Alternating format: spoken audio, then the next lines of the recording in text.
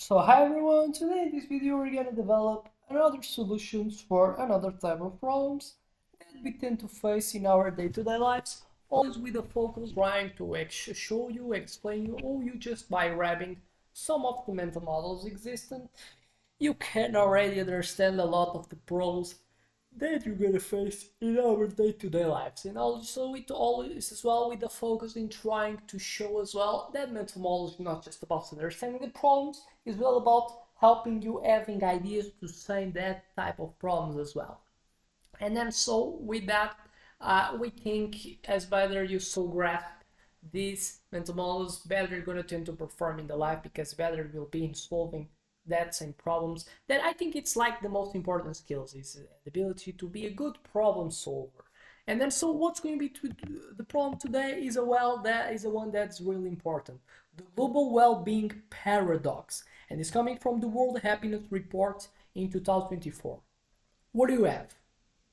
GDP tripled since 1950, but life satisfaction stagnated in 73% of nations. So what do you tend to believe? Or what will be like your first assumption if you look for it? You tend to believe that people tend to be more happy as much more of their needs tends to be satisfied.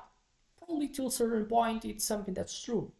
But the reality is that it makes you think. So if GDP increases, what do you tend to think? So as much as the GDP tends to increase, and as well GDP per capita, you tend to believe that more economical activities are happening, more type of outputs are being produced, more competition existing, more as well the technology has been developed, better will be so the outputs being produced, the products or service, so better well suited will be for the society.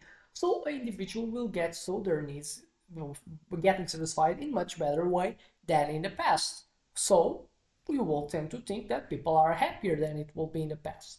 People will be 3 times happier than they will be in 1950. In 1950, but what is the thing? What we tend so to see is that the life satisfaction, the perception of satisfaction, has not increased that much and has stagnated in certain ways as well as made worse in comparison. So in the last century.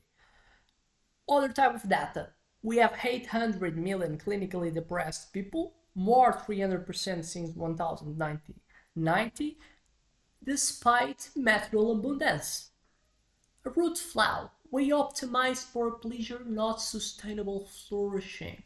So what basically we're going to look is like the science of sustainable happiness. We're looking for mental models to engineer well-being. Then, a first one that's really important, the hedonic treadmill trap. What's the insight? What's the idea? Pleasure adapts. Chasing more creates more measures. So what's the tendency? Specific stimulation. If you continue doing that same stimulation over time, it will give you less pleasure over the time. And then so you always have this tendency to look for more, more, more.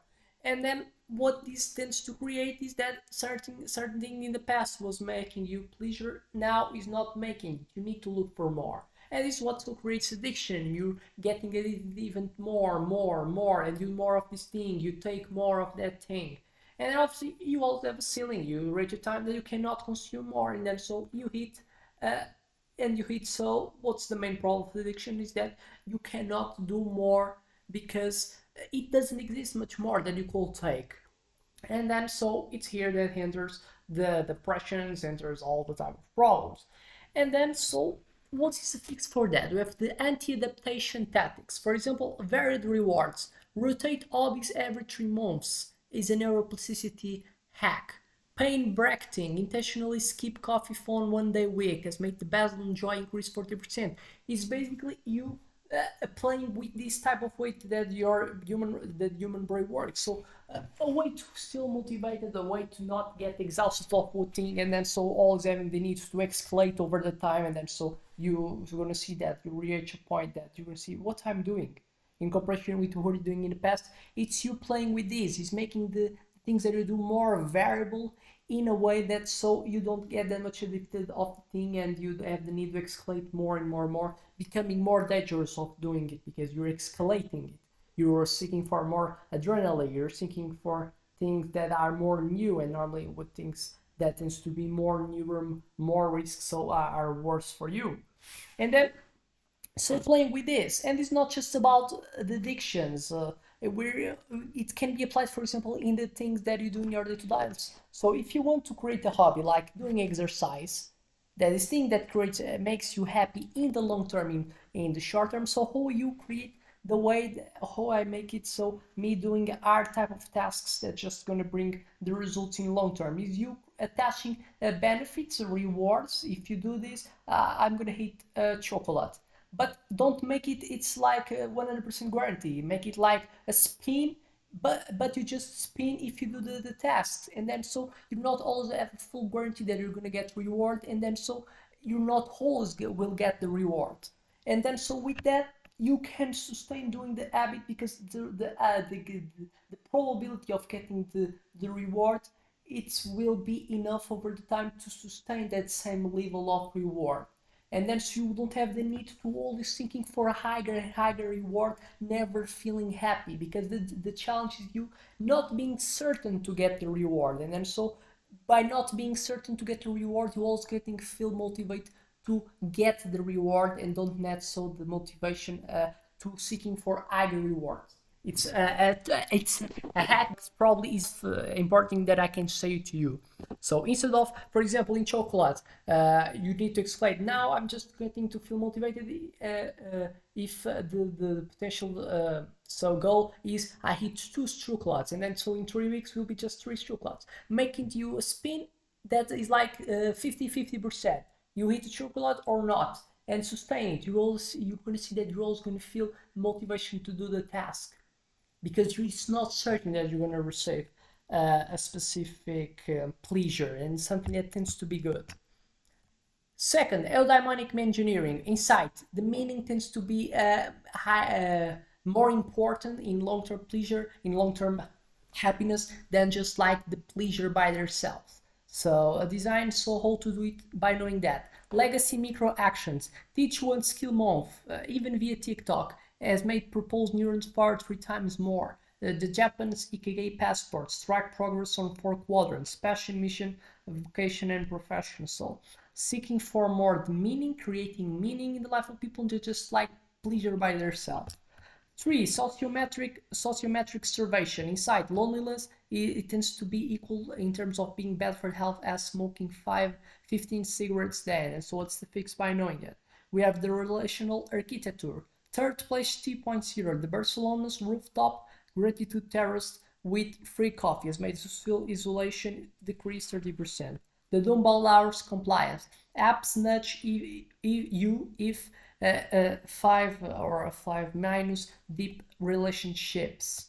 4. Negative capability. What's the insight? Suppressing pain tends to worsen it, and then so how you fight it by knowing that. We have alchemized suffering, grief, heart DAOs, the Ukraine's NFT platforms that funds trauma therapies. Forced bathing prescription. South Korea's doctor order 120-minute week has made cortisol reduce 25%. Anti-fragile joy. What's the insight? Stress tends to build resilience, and resilience tends to be deeper well-being. So you don't feel that you need to avoid stress at all costs. It's good to have small stressors in your youth, in your life, because it builds you more resilience to face higher stresses in the future. And also, a protocol is building controlled diversity in the people's life. Wilderness quests. Finished twins that survived 3-day solos has made their resilience increase 200%. And cold shock optimization. 2 minutes cold showers made dopamine increase 250% for 4 hours. 6. Mimetic desire detox. Insight. We copy toxic aspiration, and so what's the result that you can do by knowing that? Status immune systems. Buttons, GNI, curriculum, kids dissect ads made materialism decrease 60%. And digital fasting. The lab social apps every 9th day has made the circadian reset. 7. By last now, we have the limb effect well-being, insight, anxiety practice outlast fades, and so what's survival that you can build based on that. We have the time-tested rituals.